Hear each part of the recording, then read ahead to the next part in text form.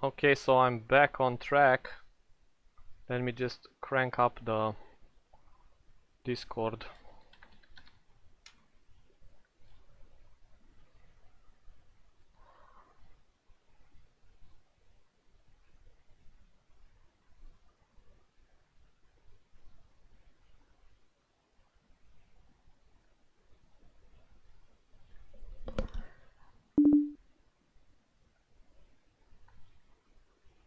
Adela deeply. Hey, I'm Hey. hey. So I'm back. Uh, Apparently all the websites flooded my RAM, and I didn't figure it out, and it was too late. It was like 99% of 16 giga of RAM, man. Like, holy smokes. Okay, sorry guys for that. I mean, you needed, you deserved a break, right? Oh man, Yes. I don't think they will recover. Do you think that? Holy smokes. Okay, now I need to. Okay. Nu mai facem lab, nu? No. That I wanna finish the discussion, okay, if you don't mind. So Ok. I'm just gonna close all this. Holy guacamole! What was all this, man? Machine learning, blah blah blah. So, okay, okay. All right.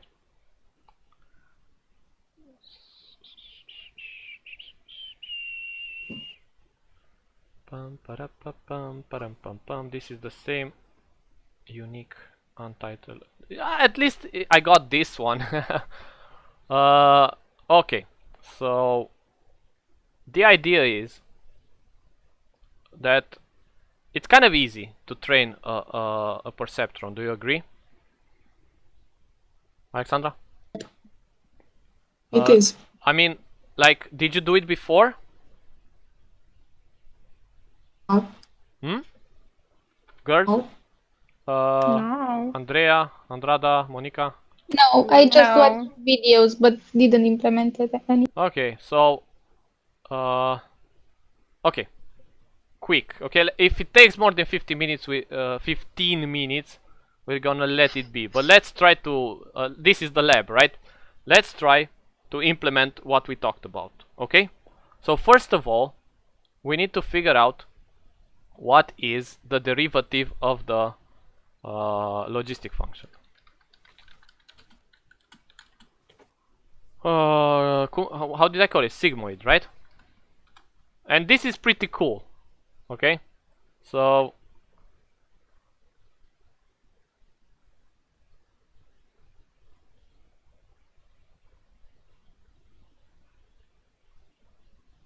let's take it step by step, okay? Just tell me when to move down a little bit, okay? Can you watch this? Can you see what I'm seeing? Yes. Okay, so I'm gonna move it slowly, okay? So you can read it, okay? So this is the equation. We talked about it already, right?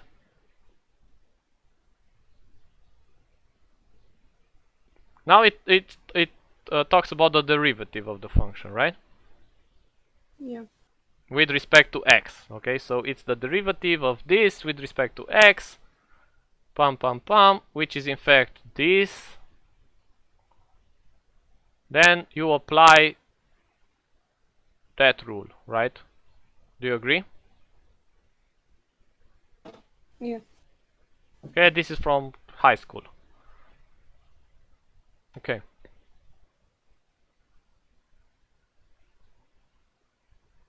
So now we get this to the power minus 2 times the derivative of that. And then what do? They split this right hand side, right, into two equations. Like, it's the derivative of 1 that turns to 0, right? And then you have the derivative of e to minus x here, multiplied with what you have on the left hand side. It stands to reason, right?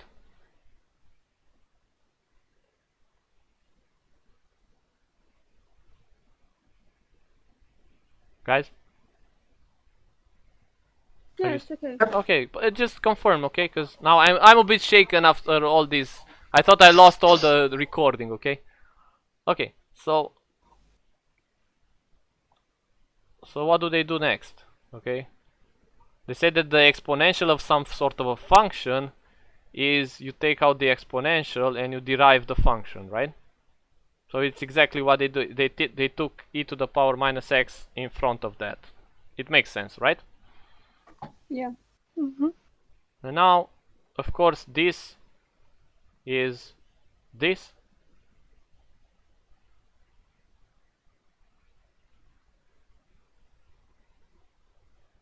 And they got to this, right? It's the same version but written differently, right? It's e to the power minus x over 1 plus e to the power 1 minus x squared. But we can still simplify it, right?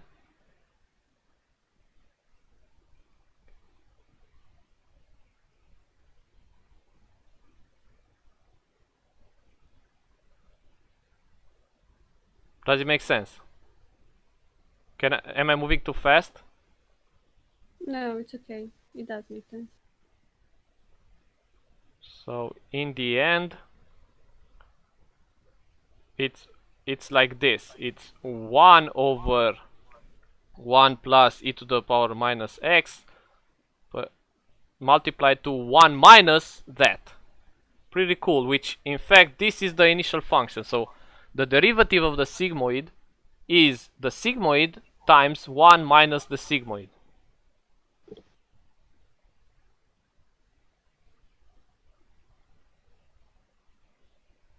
Is it cool? Yes. So I'm gonna leave this as a resource on the discussion here. Do you agree? Right, please write. Oh, I mean, what am I? How? I'm a boomer. No. Am I recording this? Okay, so it's okay. Where? There is another icon. No, and you should click on general. Here? No. Here. Above that. Ah, okay, here. Ah, cool. No. Yeah, that one. Okay, so, all right. Here, is this? That's the text channel. This is. Okay, so. Okay. You can leave the link and finish. It's okay. Good.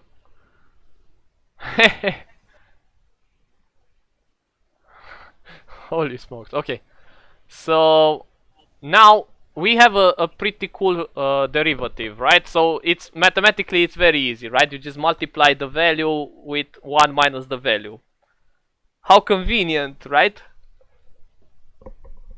We have to thank that little number called e for that, right?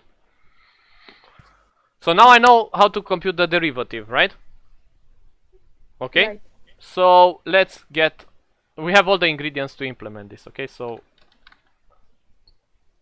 boom. So let's say Perceptron.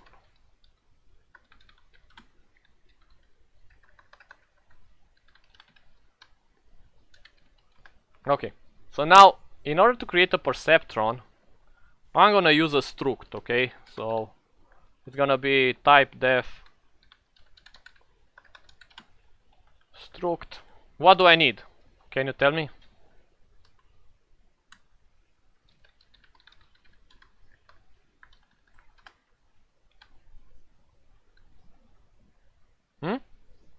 Girls.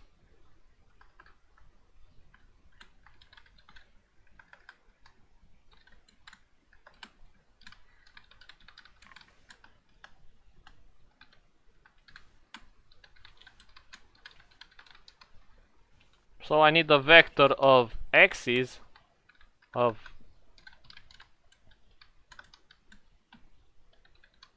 a vector of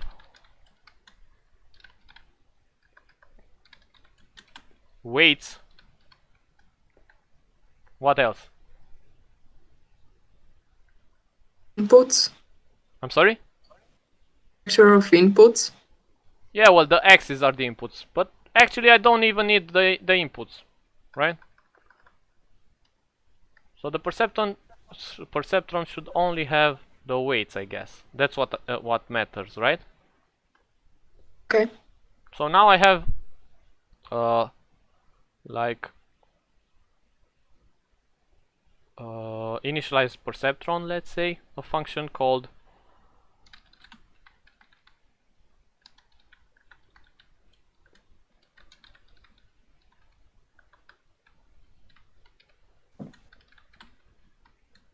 which gives me a perceptron, an initialized perceptron, right?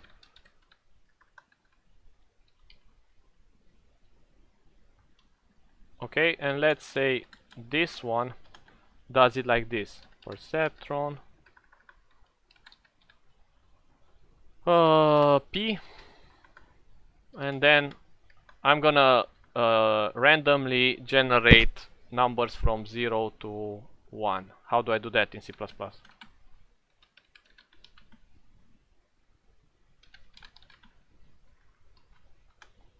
Guys? It should be a function.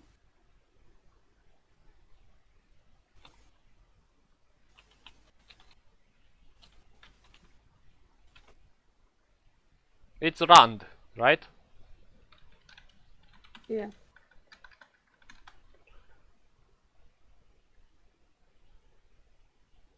So let's see. It's an int. So I need a double, a float, okay? Rand double.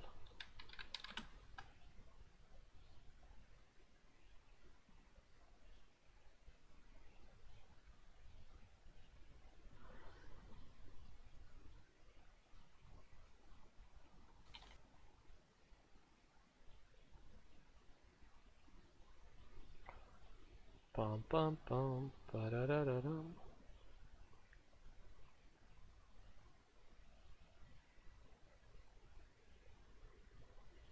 Surand, I guess. Let's try surand.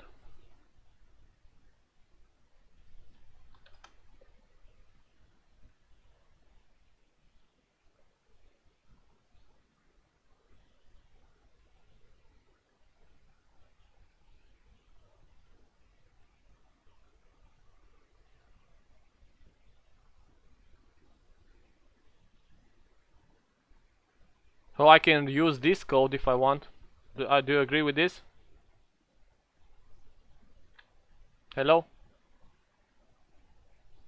Yes. Yeah. Okay. So I'm gonna say for int I equals 0, I smaller than n, I plus plus. I.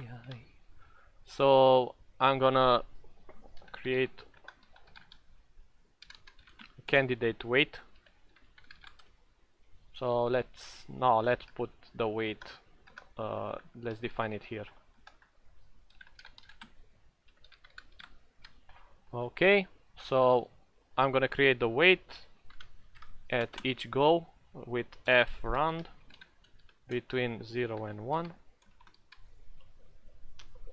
Okay, so this goes according to what I said, right? I need to generate random weights to begin, and then I'm gonna say p.ws push back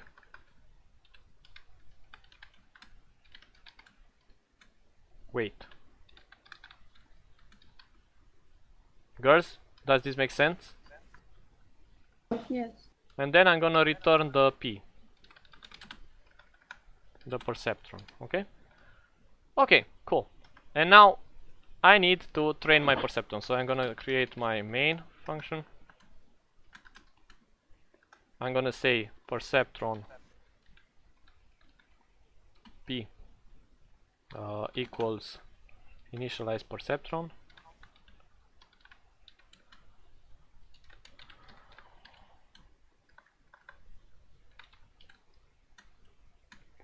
How many? It's 2, right? I need 2 weights for this one. Do you agree? Yes. Okay. So once I initialize the perceptron, I need my data set. Okay, so let's see.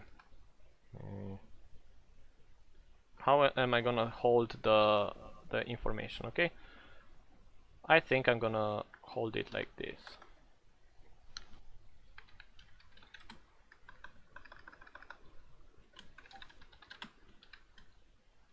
No, it's okay. I'm gonna create a structure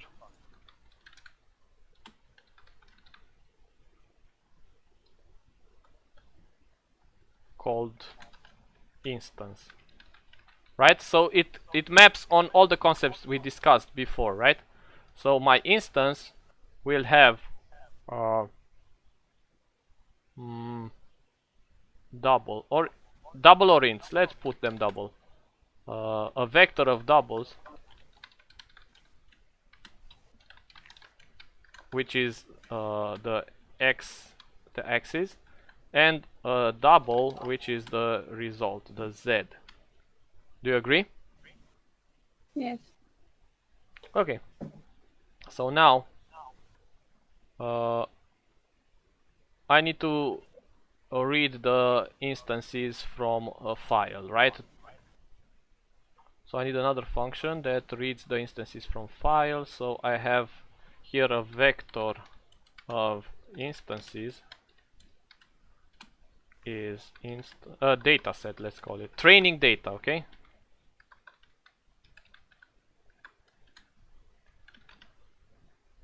do you agree? Read data from file. Okay, so now I need to create this function. So this returns a vector of instance, like, but I'm gonna pass it by reference. Okay, so I'm gonna say read data from file.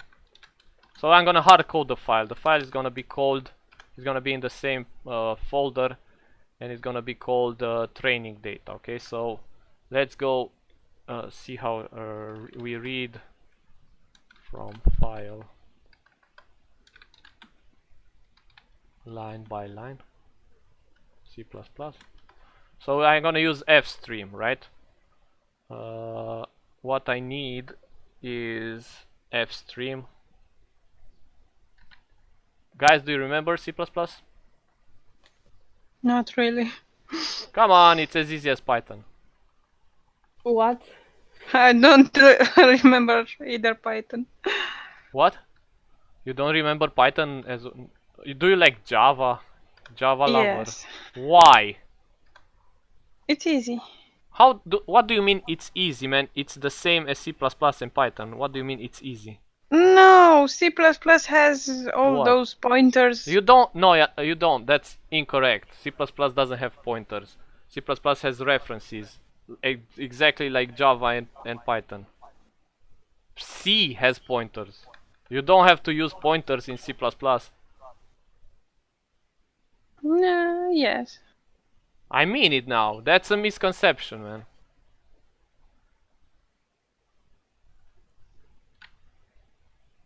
So trust me when I'm telling you that it's the same. So I'm gonna use. How will you read from a file in Python? Not exactly the same. Hmm? Well, yes. So why are you? It's different. I mean, if you take the number of lines in the latest standard of C++ and in Python, it shouldn't be. I mean, okay, it's just like 2.5 times more in C++. But still. So look, I'm gonna read what? I need to read the axis and I need to read the. Okay, so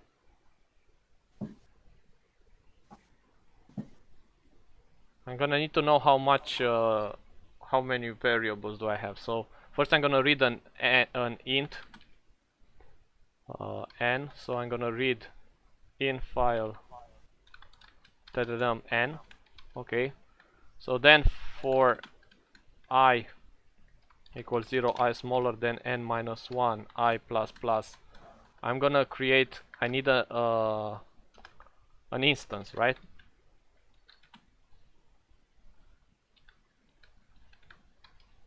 So I'm gonna put within this instance, I'm gonna put the axes.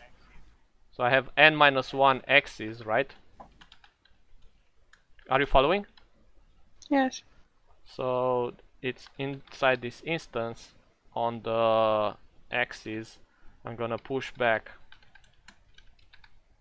the what I'm reading from here. So I'm gonna need a double temporal stuff. So I'm gonna say that I read it from the in file, and then I'm gonna push back this tmp. Alright, and in the end I do another reading of the z. So I'm gonna say inst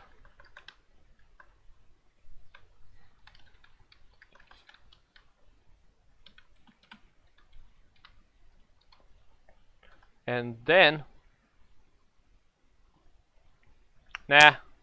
I'm creating the vector here, it's cool. So I need to create a vector of instances.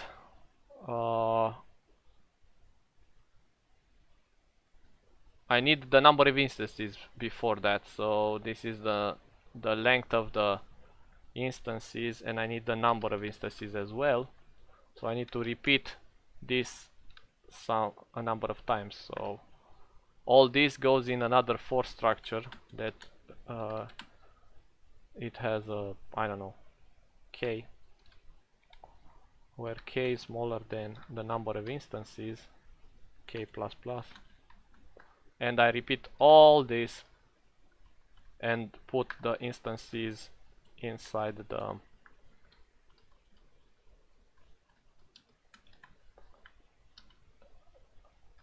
so the created instance will be added in the vector, the result of the reading. Okay, so I have a vector of instances result, and I'm gonna add the freshly created instance to the result. So gonna be result pushback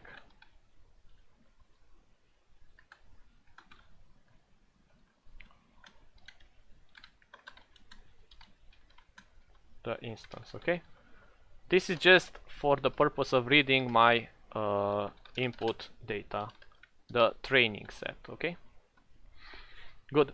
I need a testing set. Okay, so maybe I need to give this as a parameter here, like the string. It's string text file, and then I'm gonna use this here. Okay, maybe I should use c underscore std, but we're gonna see if it breaks with string. Okay, I'm gonna include the string library using std string. Boom. Okay, so now what do I do now?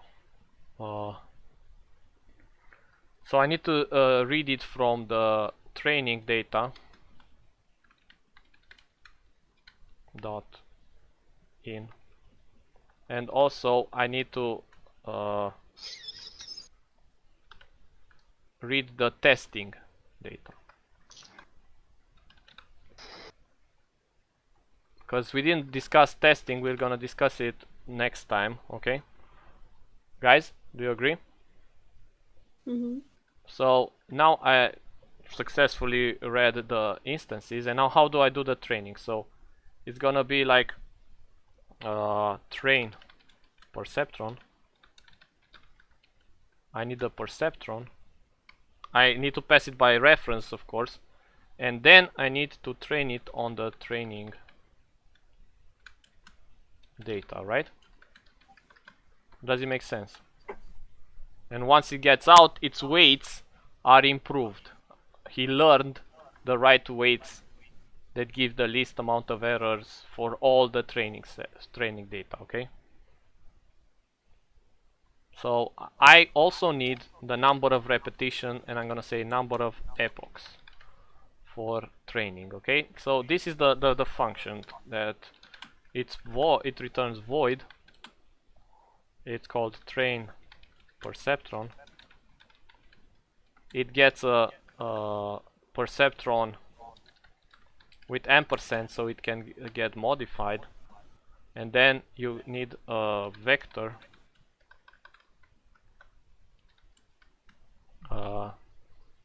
instance, and also this will be passed by reference, so I don't copy the whole vector all the time. I'm gonna call it training data, and then I need the number of epochs, which is an integer.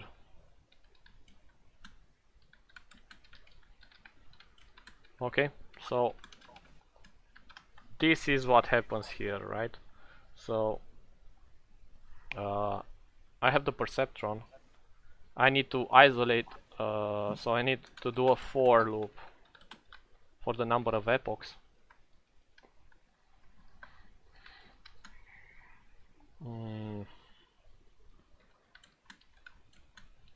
Do you guys follow? Yes. Okay, so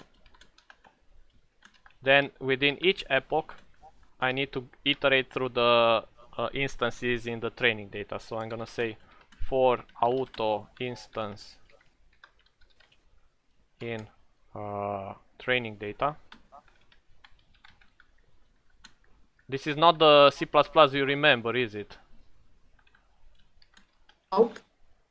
Yeah, it's just like Python, I told you. So then I need to do what? Tell me. For my perceptron and for my instance, I need to feed forward, right? Do you remember this step? It's on the drawing, right? I need to feed forward information and then back propagate the error, right? Apply sigmoid. Well, I didn't reach that part, but we will apply sigmoid, right? But we didn't reach that. Now I just need to apply feed forward on the perceptron with the instance. So what's the result?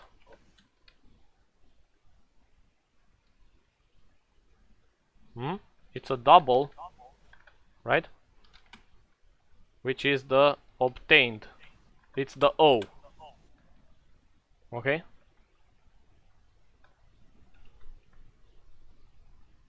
Do you agree?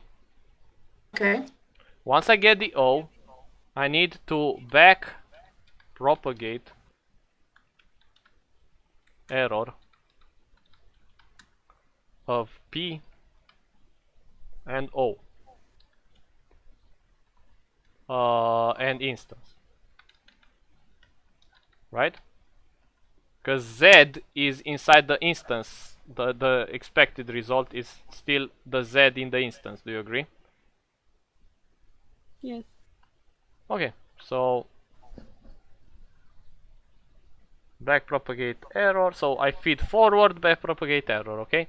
Now I do this for all the instances, for all the number of epochs. I just reiterate through the training set over and over and over again, right? Do you agree? Yes. Okay. So now let's see what feed forward does, right? So it has to obtain a double. Feed for, let's denominate it like with an underscore here, okay? So what do I need? I need a perceptron, again passed by reference. Then I need an instance, and this should be straightforward, right? So first I need to compute the sum.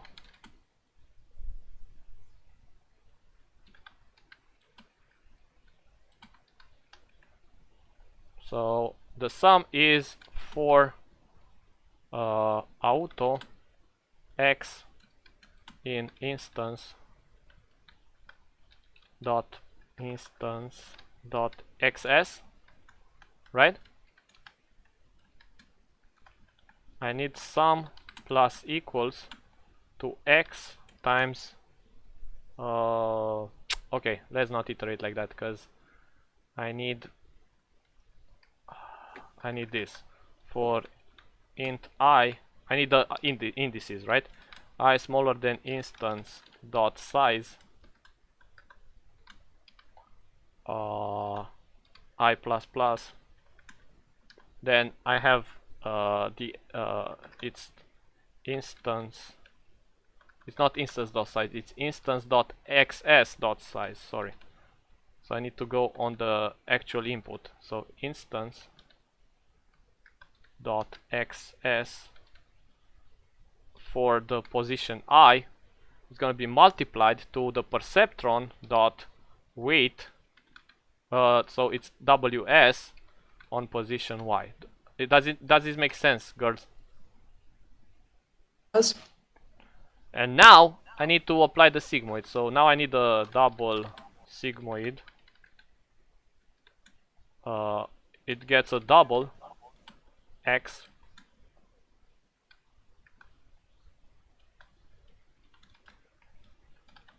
Okay.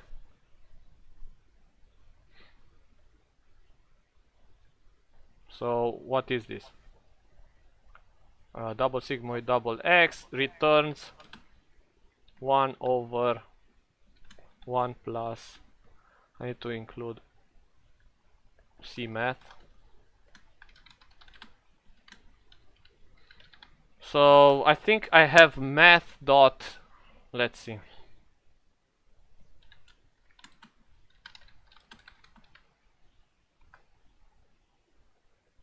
Oh, so I have a exponent, AXP, okay? AXP of minus x, right?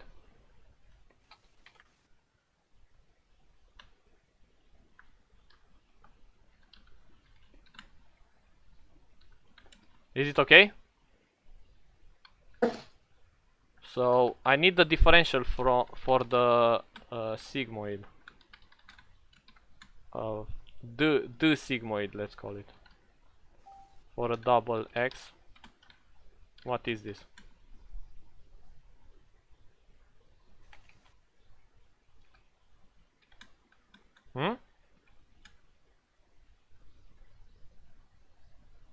Sigmoid multiplied with sigmoid minus 1.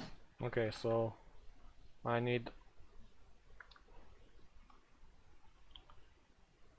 in order to avoid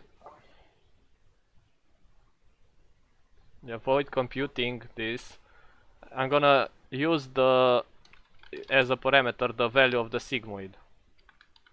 Okay, let's say I already computed it, right? So it's gonna be actually I don't need that. Sorry. Yeah, maybe I can recompute it. Okay, so let's say it's double sigmoid equals sigmoid of x. So this will return sigmoid. I shouldn't call it the same, right? Sigmoid sig times 1 minus sig, right? Is it correct? Yeah. Okay, so what I need now in the feed forward section, I need to return sigmoid of sum. Do you agree? Also this needs to be defined underneath the sigmoid.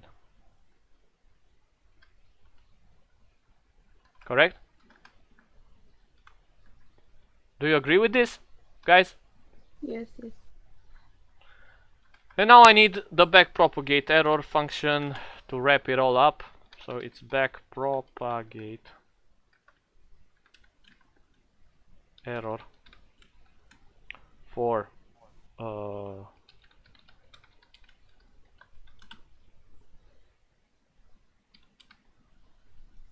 then what?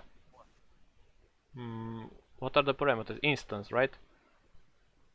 Oh, oh, oh, oh. Oh, it's just a, yeah, no, it's cool, it's cool. Instance inst2, and now I need to put the name of the variable here. Variable. It's cool. So instance inst.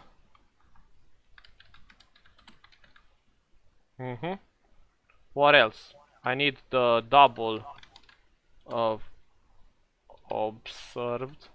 obtained, let's say. Well, okay, so now I need the error, right? So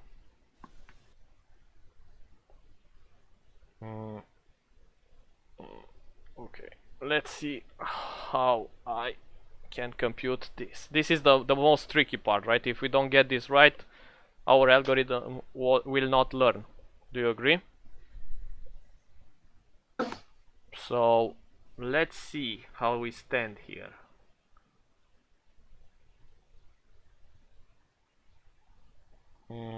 Because I need to go and create. Let's see. Let me just look at an example to be sure. Okay. So Perceptron.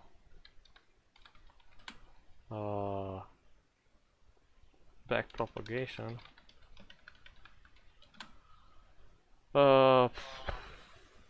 Back propagation. Implementation. Let's see. You should watch these guys' courses. These are the best. Have you heard of Andrew Nguyen? You should, if you have the chance, just look at his lectures because they're freaking awesome.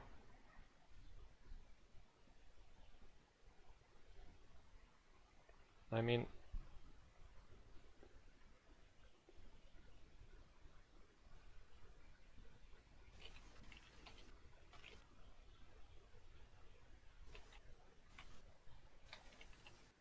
okay, so we did this. So the error is this, and I need, look. So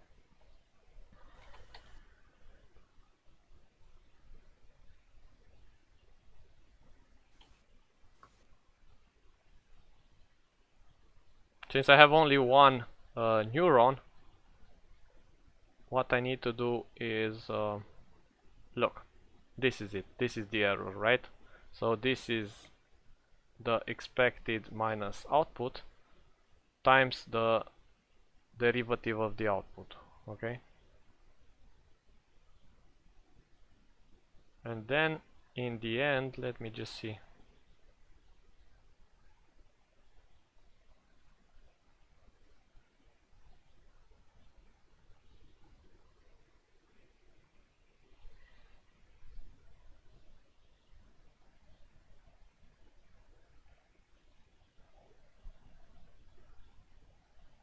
So I need to Perceptron.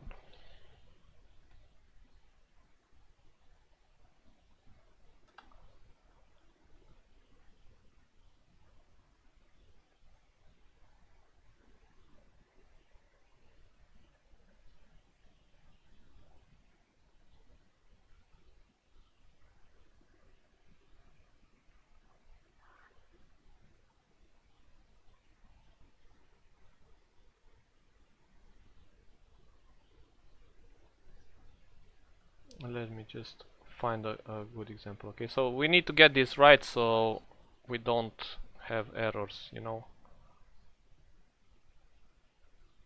Look, this is it. Okay.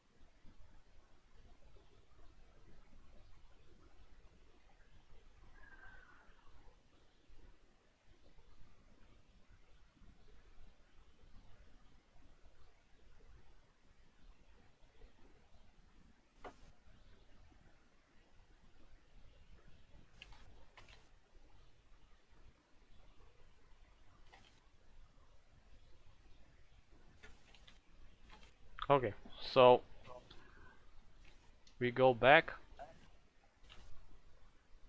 and I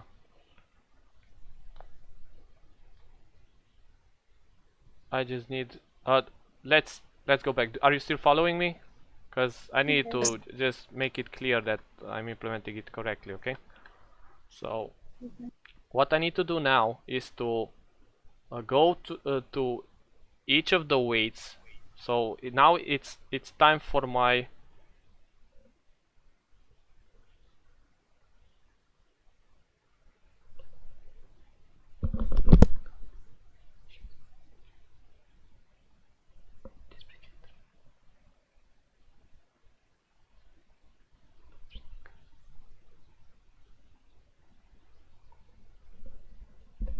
hello. I'm back. So let's see here. So what I need to do is for each of the weights. So I need to iterate in the Perceptron. So it's gonna be. Let's do it with numbers. Okay, so smaller than p dot ws dot size. I'm going to iterate through the weights and then update the weights according to their designated input, right? So let's see if I'm doing this right. Hopefully I'm gonna do it right, okay? Yeah, so it's gonna be like this. P dot ws of I, oops, minus equals 2. How do I compute the error? So the error is gonna be what? Based on this, it says that the error is, look, so this is the weight formula, okay? So this is my current weight, W of t. I need another learning rate. I'm gonna tell you something about this as well. And also I need to multiply with the difference between the expected and the predicted t. So this is what I'm gonna do now. And I'm gonna multiply it by of course I need I also need the derivative of the function here, and I'm gonna multiply it with the input, okay? So this, what happens here is this. First I need the difference between obtained and expected, which is pz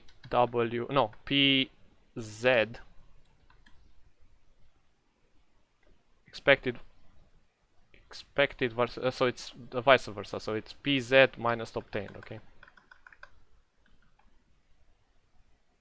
Oh, so that's why they add up here, okay? So it's pz minus obtained times the derivative of sigmoid for x, okay? So it's the sigmoid for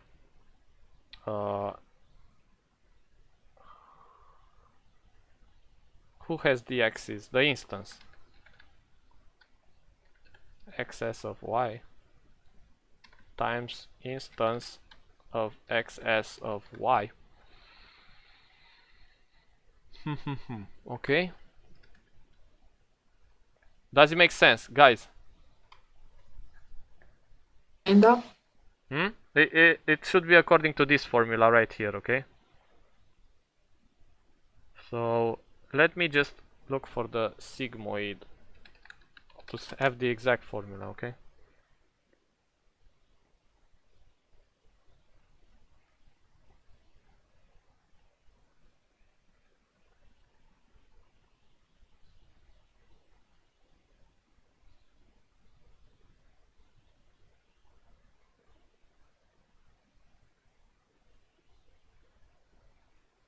I think I can find it somewhere here.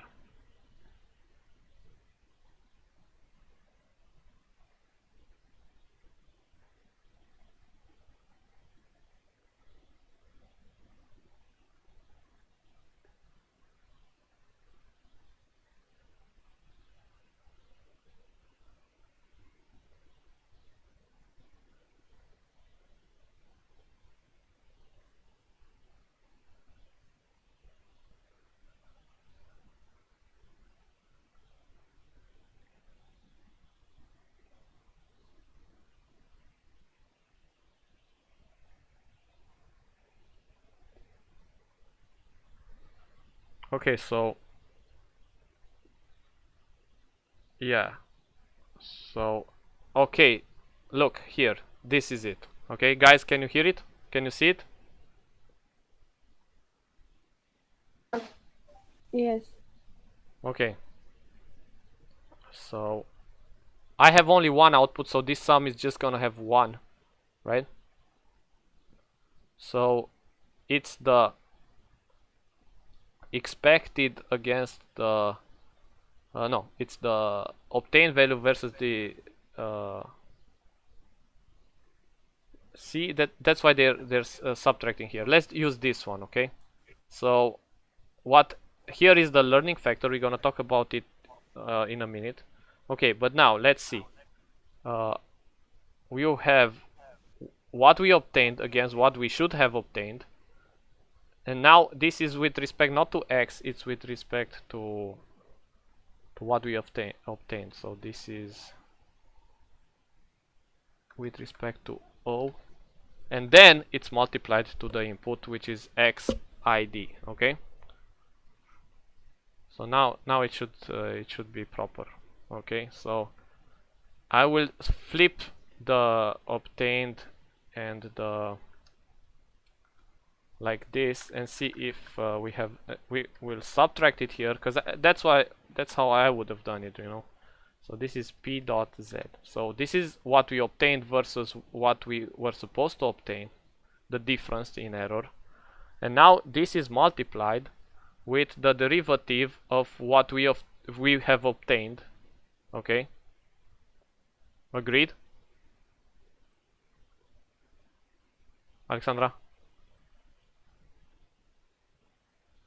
Sorry, I was lost for a bit. Okay, cool. But look at this formula here. So let's go up, up, up. This is the error, right? Okay. This is the error function based on the weights. Do you agree? Okay. So here they have a sum because they might have multiple outputs, you know, and you have multiple errors on outputs, but I have only one output, so it's not a sum here. It's just the difference between AI, what I have obtained. Okay, look at, you can see that AI, can you see it now? Is the application of G, which is their activating function, over the sum of weights timed with XIDs. Okay, so the notation should be clear now, because this is the O in our case, this is our F, our activation function, this is our weights, and this is our x's, right? So clearly from the formula here, in order, this is what I need to compute, the derivative for each weight, because if you see here, I go through each weight and I modify the weight with this, which is the extent to which I need to modify the weight, which is this, you know. Like if you look here, this is the formula. The update rule is the weight that I have now, which is PWS on the I input, right? Do you agree? Alexandra, do you follow? Yeah. Okay. So this one will be deducted an alpha, we'll talk about that later, and then I don't have the sum here because I have only one output, right? Which holds the difference between what I obtained, which is the output, and what I was supposed to obtain, the y, right? Which is what I have in oh, it's not the Perceptron point Z, it's the instance point z. Do you agree? It's the column to the right. It's the z column. Sure. Remember? So I deduct this, and then it says I need to multiply it to this, which is the derivative of the sigmoid for what I have obtained. Okay?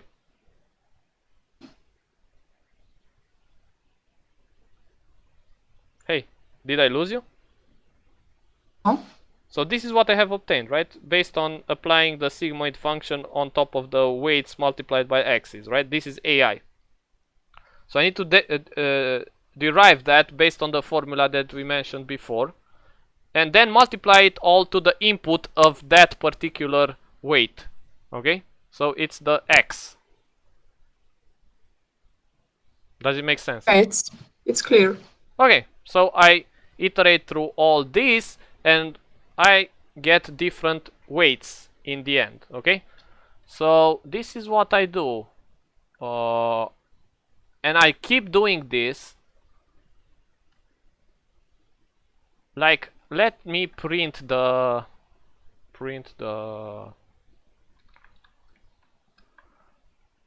weights, let's call it print weights of the Perceptron, so that I can see how they get better and better. Do you agree? Sure. So now here I'm gonna say cout epoch, and then I, and then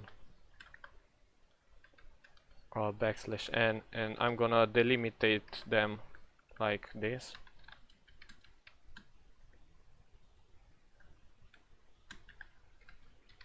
Okay, so that I know when each epoch starts and finishes.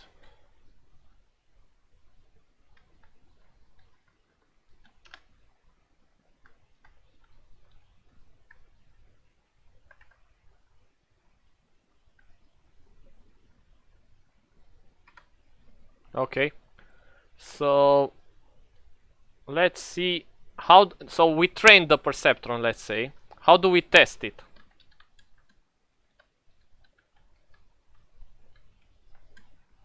So now I have the Perceptron who's been trained, and now I'm gonna test it on the testing data, which is something different, right? Not on the one that I've been training for, right? Do you agree? Yeah. Okay, so this gives me some statistics. So I'm gonna say stats s, and I'm gonna need some structure to hold my statistics in, right? So that means I'm gonna have to have a type def struct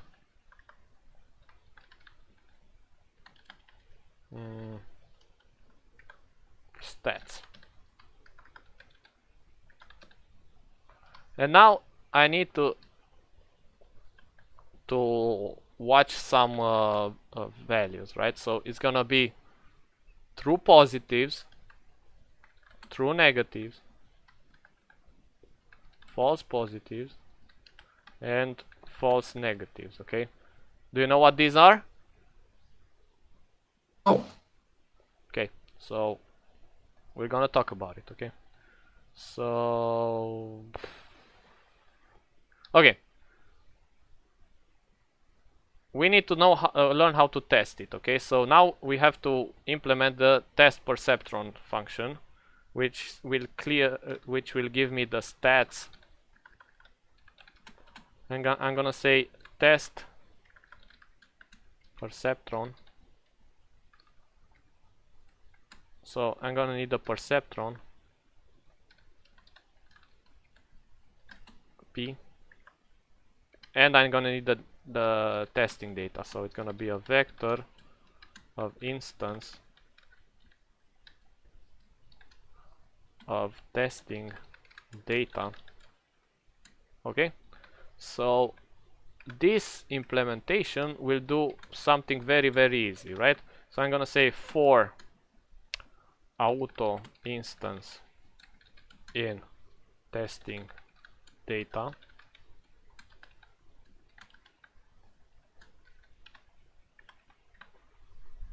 I'm gonna go through the perceptron. Let's see. Feed for. I'm gonna need to feed forward the perceptron, the trained perceptron, on this particular instance, right? So I'm gonna say double res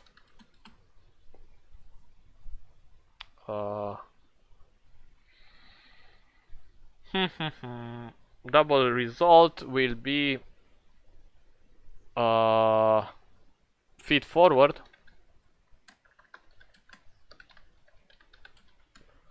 the perceptron with the instance. Okay, and now let's say it like this. Okay, if res smaller than 0.5, then I have two cases. Okay, so if the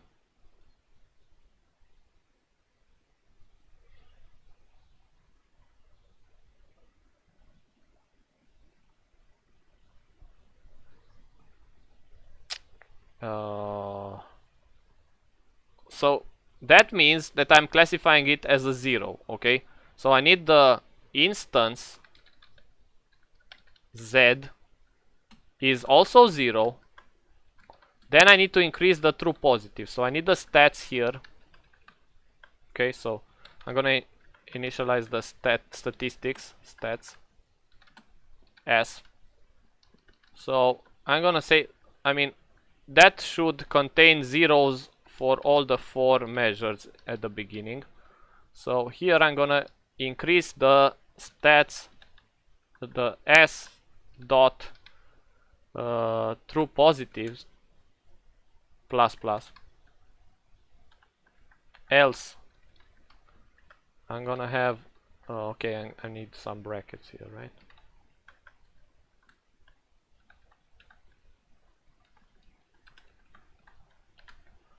Else I'm gonna say that if it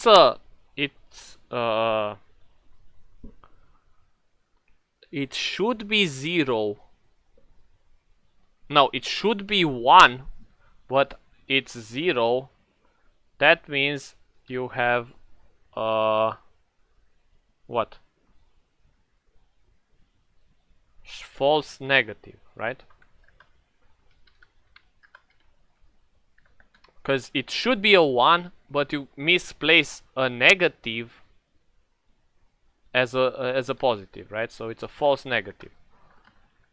And if not, if you're 1, you should do it altogether differently. Okay, so it's symmetrical to this.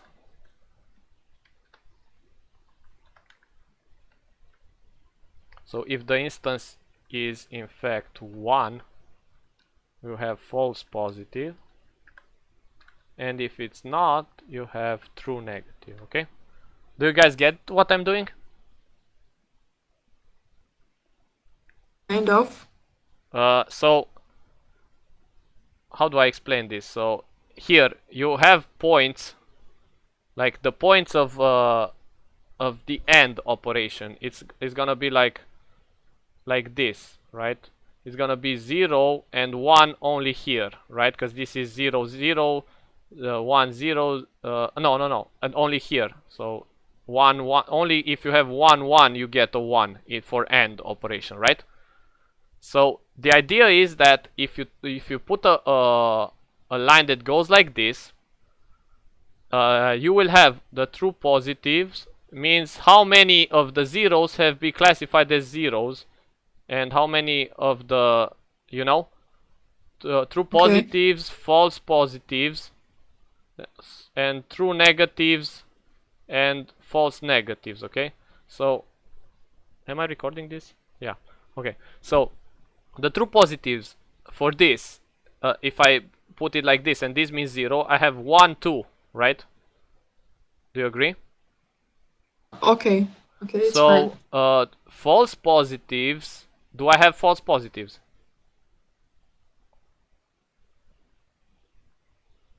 That example. This one. What are you asking exactly? Well, I'm asking that, look, true negatives are ones that are actually cataloged as ones. So this is clear 1, right? False positive means, let's define this, okay? False positive.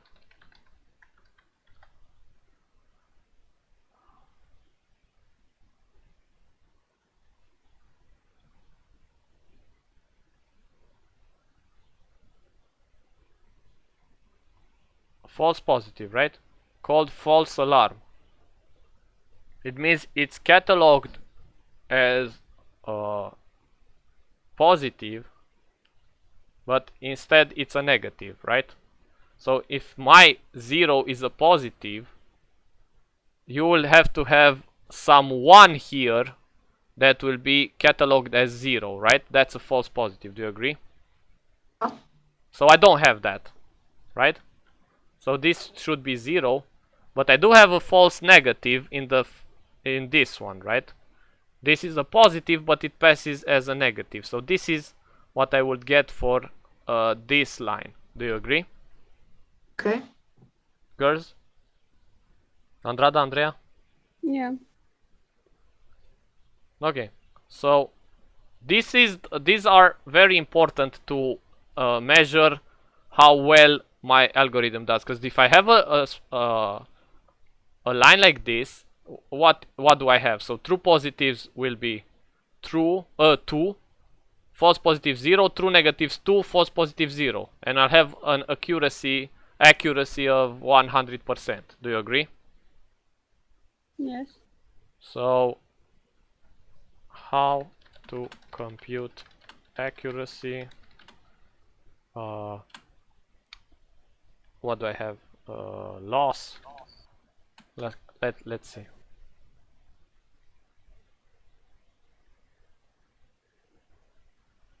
So we'll get to that next. I didn't want to cover it now, but let's just talk about accuracy now, okay? So look.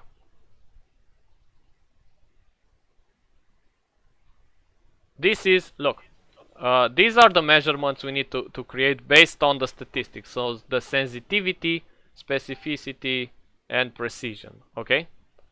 So the accuracy is true positive plus true negatives over the whole set, okay? But these are more important than that. Do you agree? Yes. So we need to look at these rates to see how well our algorithm performs from epoch to epoch, and this is what we will do in machine learning. We will try to see if the algorithm learns from a training epoch to the next one, right? It's straightforward, isn't it? Yes. Okay. So let's see.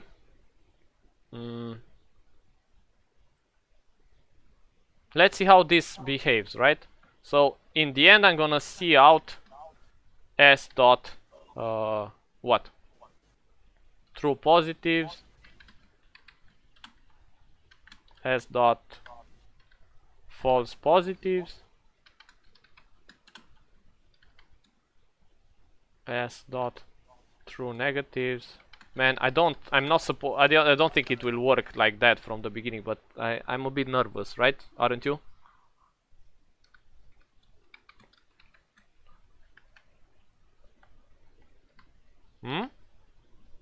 Let's see if it works. Holy smokes. I've written a lot of code without testing. This is not good. So I'm gonna say G++ minus O Perceptron.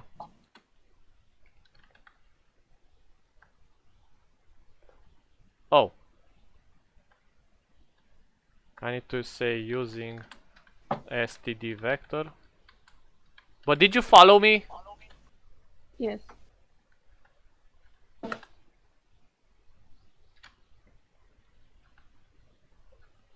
Oh, okay. So where is that I? If you find it, just let me know.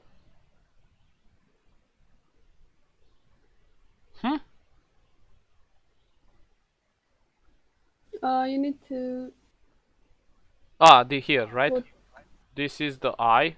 I need an O. Where is the O? Obtained. Okay.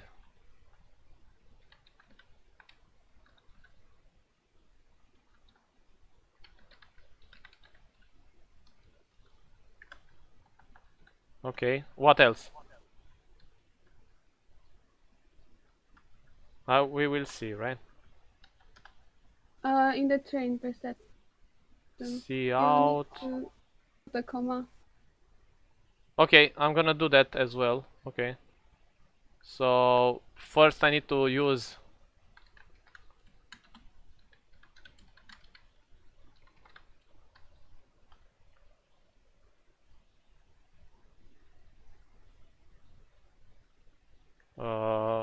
where did I forget to put a semicolon? In the train perceptron function. Where? Yeah. Uh, Here, right? yeah. Cool. Oh, so I need to put IO string. Okay. Print weights was not declared in this. I should print the weights, correct. No return statement to test perceptron. Yeah, I should return that as well. Number of epochs, train perceptron. Okay. So here I should import IO stream. Then return the stats in the end of this one. Okay. Then I don't have the function to write, what was it? Print weights. Okay. So I need the print weights function here.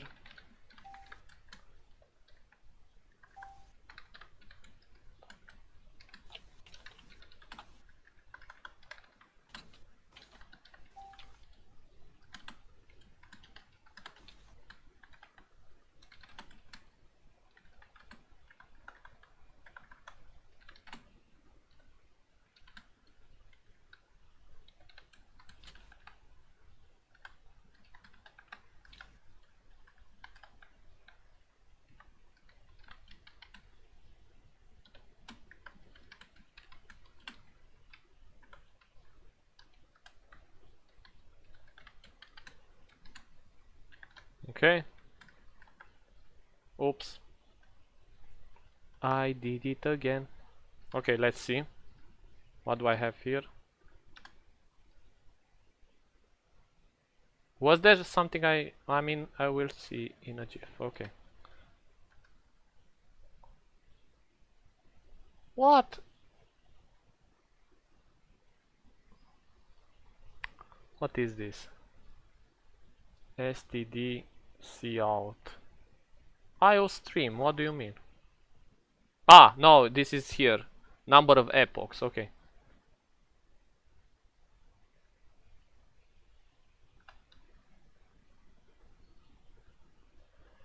So I got rid of all the errors, only have one left.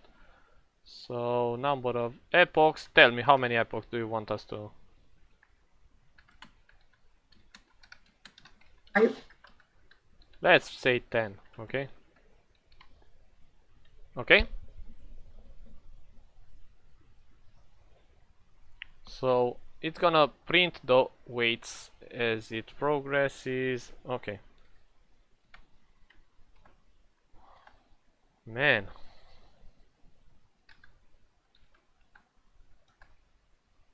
Oops. What happened? Oh, I don't have a an input file, right? So what was the name? Training.in, right? So I'm gonna say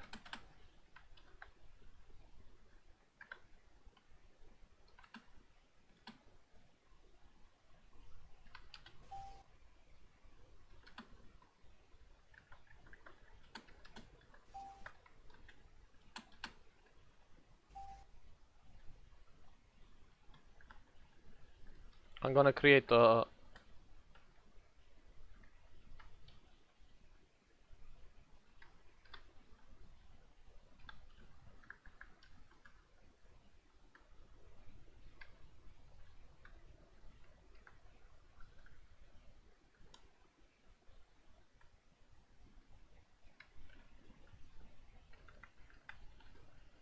Okay, how many do I have? 1, 2, 3, 4, 5, 6, 7, 8, 9, 10, 11, 12, 17, 18, 19, 20, 21, 22, 23, 24, 25, 26, 27. Câte am? Can you count it, please? Ca să pun aici.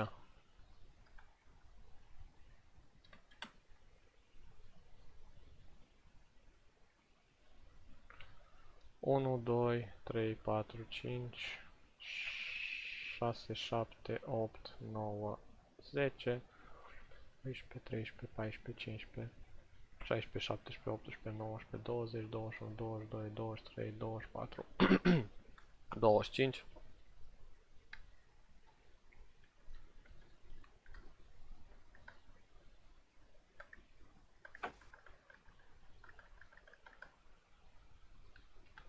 Deci pun 50, ok?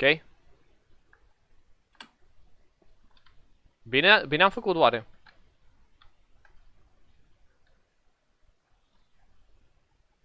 Guys? Nu știu că ai tot schimbat. Poi o vediamo. Să zic așa.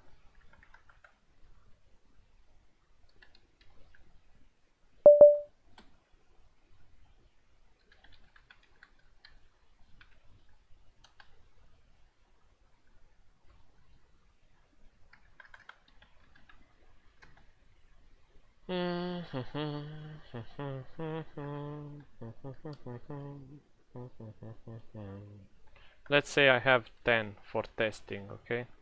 Or 20, okay? So I'm gonna randomly take 10, 1, 2, 3, 4, 5, 6, 7, 8, 9, 10. 10 am luat. Yes. Și atunci o să șterg astea și o să le pun de 2 ori pe alea.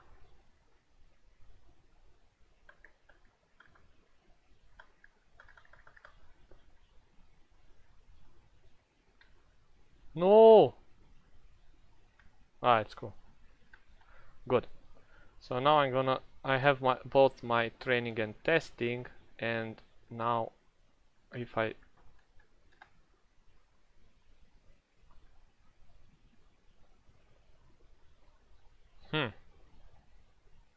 Epoch 9. This is not, I mean, the printing is not correct. Why? Let me think.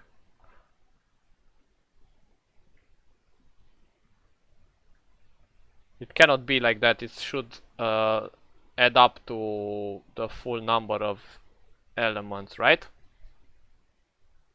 So Good. why am I not? This S is not what's going. It's not good. Why is it?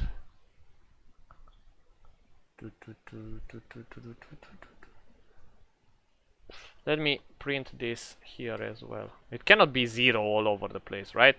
It doesn't make sense.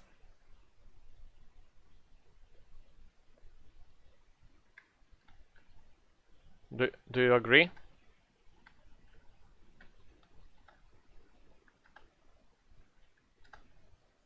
How can it be 0, man?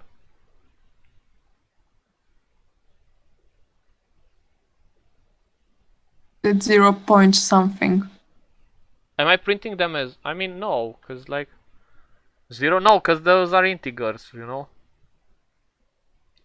So it should enter here. Either here or here. It should increase, right? The testing data. Testing.in, so... You printed the weight, didn't you? No, I printed the statistics. Oh, okay. That's, I mean, the weights, they're okay. The weights are okay, but it's about the statistics, right? Because here I instantiate the statistics with 0. That's cool. But here when I print them here, because it must get into one of these, right? So either way, it has to increase one of these ifs. So it cannot remain on 0. That if it goes bad, you know? Do you agree? So logically it has to fall on one of these cases and to increase that case. That means I have to have the sum of STP, SFP and so on has to be the 50. Correct? Should. So let me see if we get into this. Because maybe it doesn't get into this loop because I don't read the testing data correct or something, you know? That's the only explanation I've got. Yeah, so it didn't get into that, but why? Why doesn't it read the...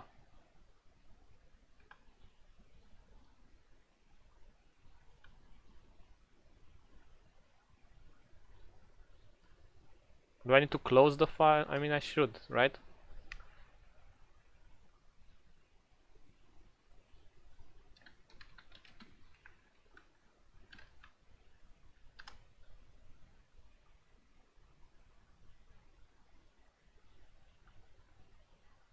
Ah, it's closed by the destructor, correct. So that's not the problem. What is the problem then? Man, so you're telling me that my testing data, didn't I call it testing.in?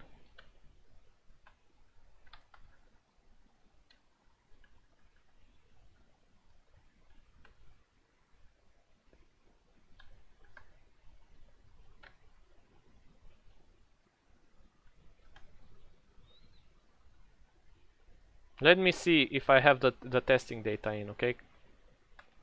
So it's cout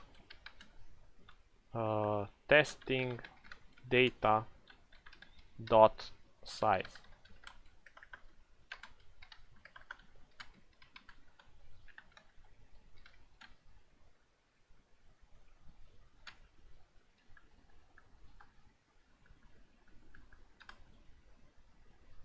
Let's see.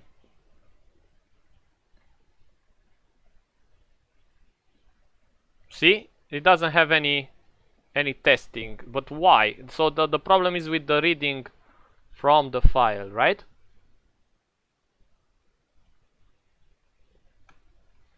But why?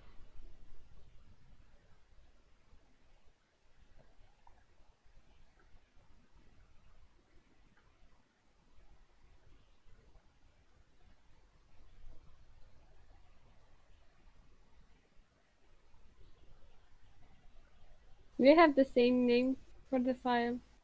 No, because it's called testing in. See? And didn't you use Perceptron testing or something like that when you created the file? No, this is the file, testing.in. Let me do an ls. Yeah, it's testing. See, you have testing in, training in. It should be okay. But it's not. What can I do? Open testing in. I'm sorry? Can you open testing in? Maybe there's some, I don't know, dot there that's messing things up.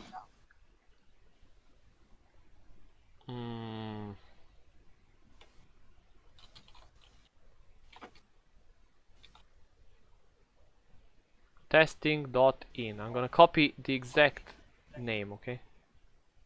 It's the same, right?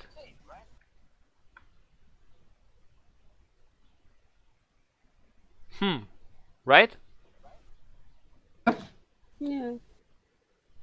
Let's name it testing.txt and create another one, but this doesn't make sense. I mean, come on, this bug is annoying me because I've done it, all the other stuff, which was more complex, and now I'm stuck at this. Come on. Testing.txt, right? So now I need to have 3 and 10, let's say, or 20, okay? So I'm gonna say 0, 0, 1. No, 0, 0, 0. 0, 1, 0. 1, 0, 0. 1, 1, 1. 1, 1, 1. 1, 0, 1. Oh, what am I saying here? 0, 0, 0. 1, 1, 1. 0, 1, 0. 1, 0, 0. How many do I have? 7. 1, 2, 3, 4, 5, 6, 7, 8, 9, 10. Okay, so copy.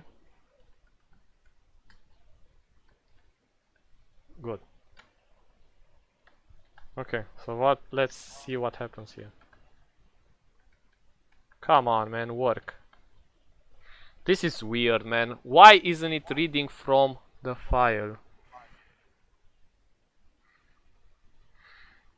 Am I doing something wrong here and I don't... Guys? Because it should be okay, right?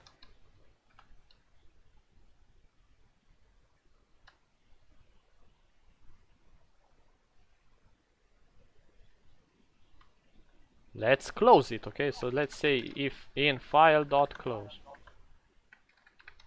Man.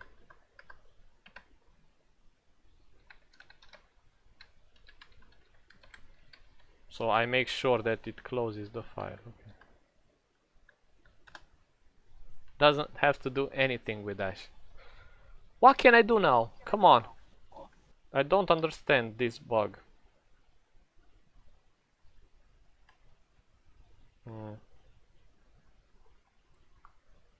Was it? Okay, let's print stuff.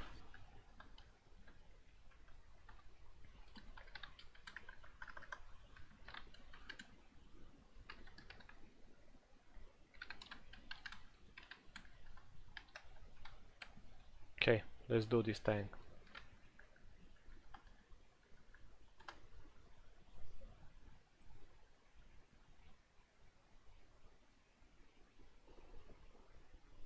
Okay. Okay. Maybe... Oh, maybe it cannot open the file for some reason.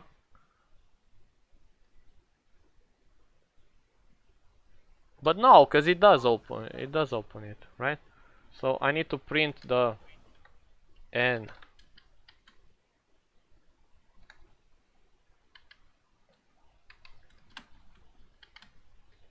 If you find the bug, please tell me, okay?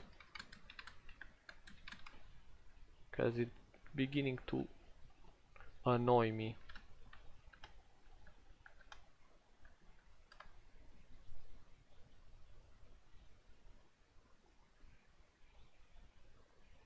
Come on. So it reads from the text, but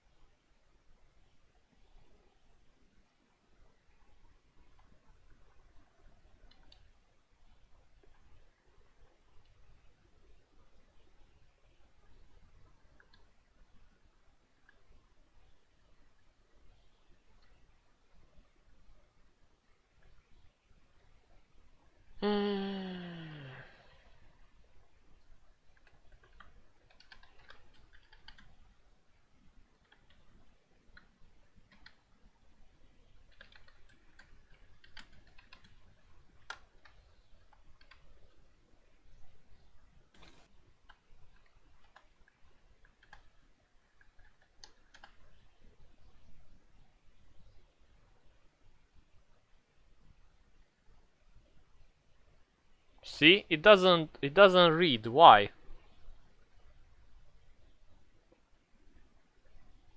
It doesn't go into that loop for some reason.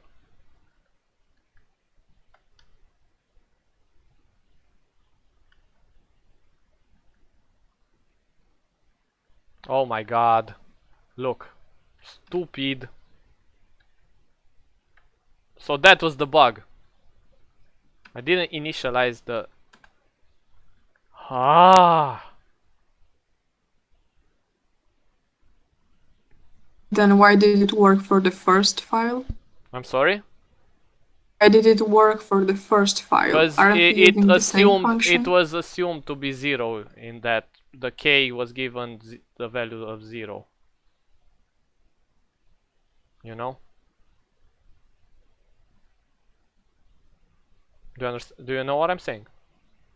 Oh, why didn't it assume the second time? Because it was another value which was bigger than my limit. Because at the beginning, it probably, as it started, it put 0 there by default on k. Okay.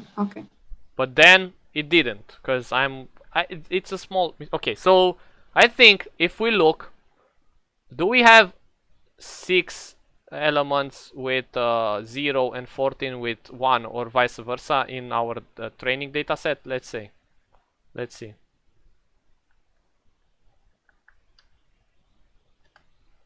So 1, 2, 3, 4, 5, 6, 7, 8, 9, 10, 11, 12, 13, 14. So yeah, I think we need to see. I think it gets a 100% rate. What do you see? What do you think, guys? It seems to be 100. Yeah, cause let's see if it learns very fast, right? Let's see if we print this.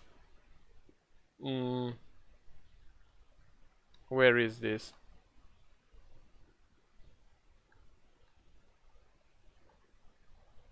I mean, if we test the Perceptron after each epoch, right?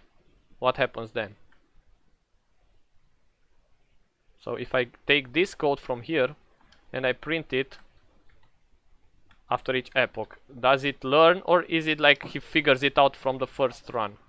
You know what I'm saying? So I want to do this. Fuck.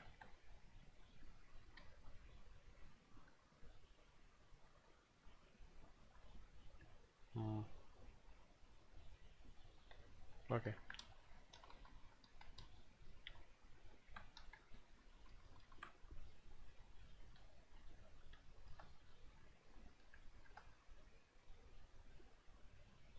Oh, I need to put the test Perceptron before that.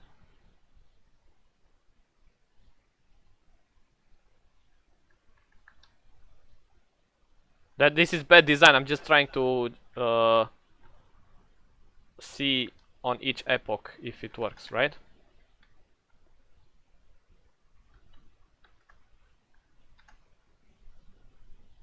Testing data. Oh, okay. So maybe I need to put the testing data as a parameter as well to the training, okay? So actually, I need another type of... It's not... See, this is good that we did this, because I'm gonna call it validation data, okay? So I need another set of inputs, instances, called validation data.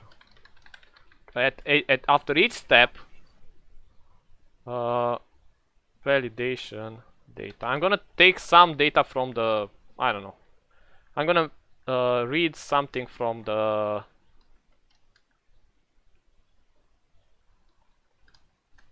From either the training and the testing set and create a validation set, okay? So I'm gonna paste it. I'm gonna say it's gonna be validation. And instead I just want to know what it does on the validation data. So here I'm gonna test it on the validation data. What do you say? Do you understand what I did here? Yeah. And also Yeah. in the end, I need to take this out. Okay, so I'm gonna train it. I'm gonna put the validation data as well here. I just don't copy paste, kids.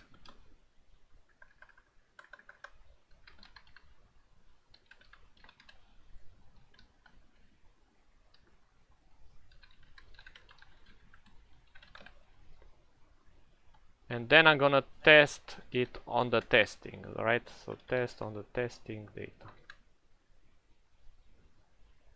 Test Perceptron.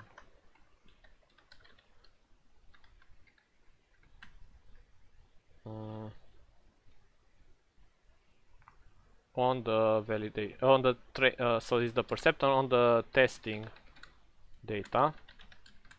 And then I will print, I mean the testing prints the results, okay?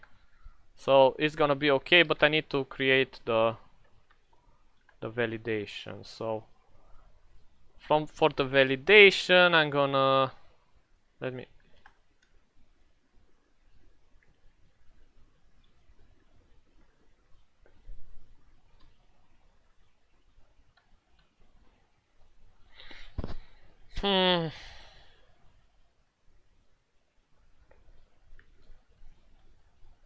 validation.in. Man, I hate that bug, man. I was so careless. Okay, so it's gonna be 3, 10, and now I'm gonna do my own setup.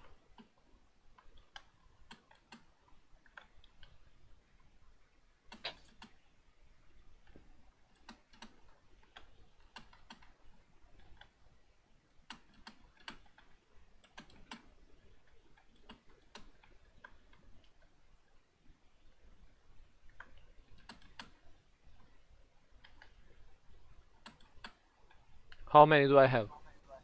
1, 2, 3, 4, 5, 6, 7, 8, 9, 10. Okay. I think that's suffice.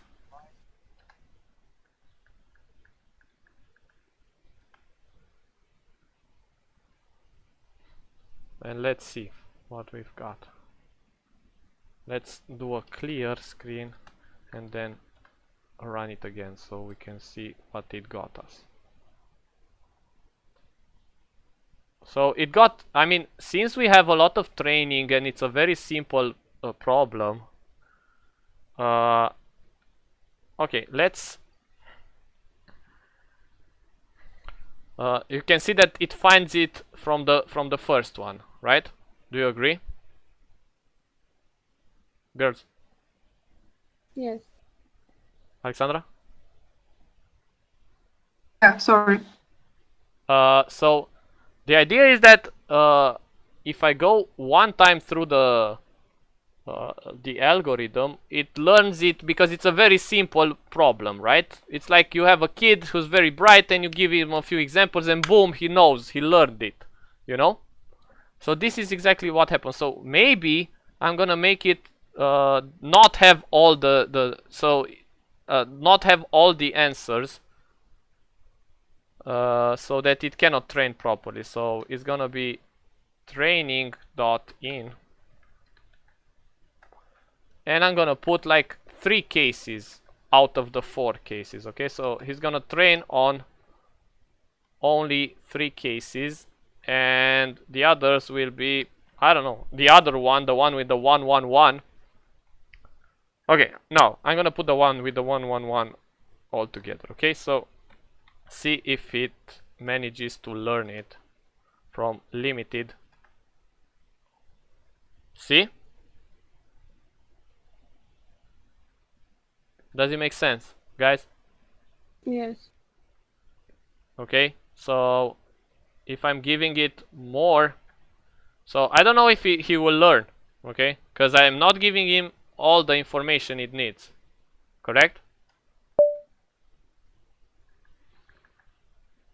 So I'm giving it like more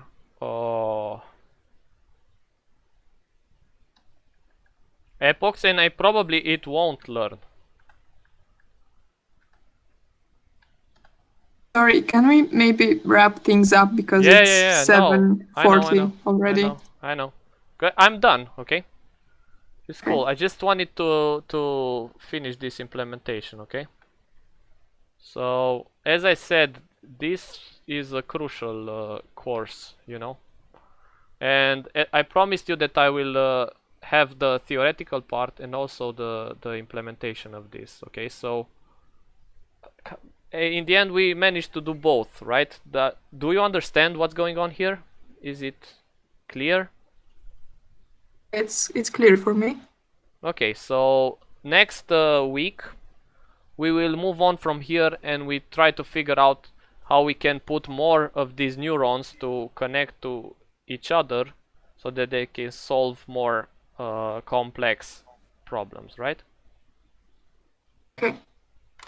Girls, do you have something else to say, Andrada, Andrea?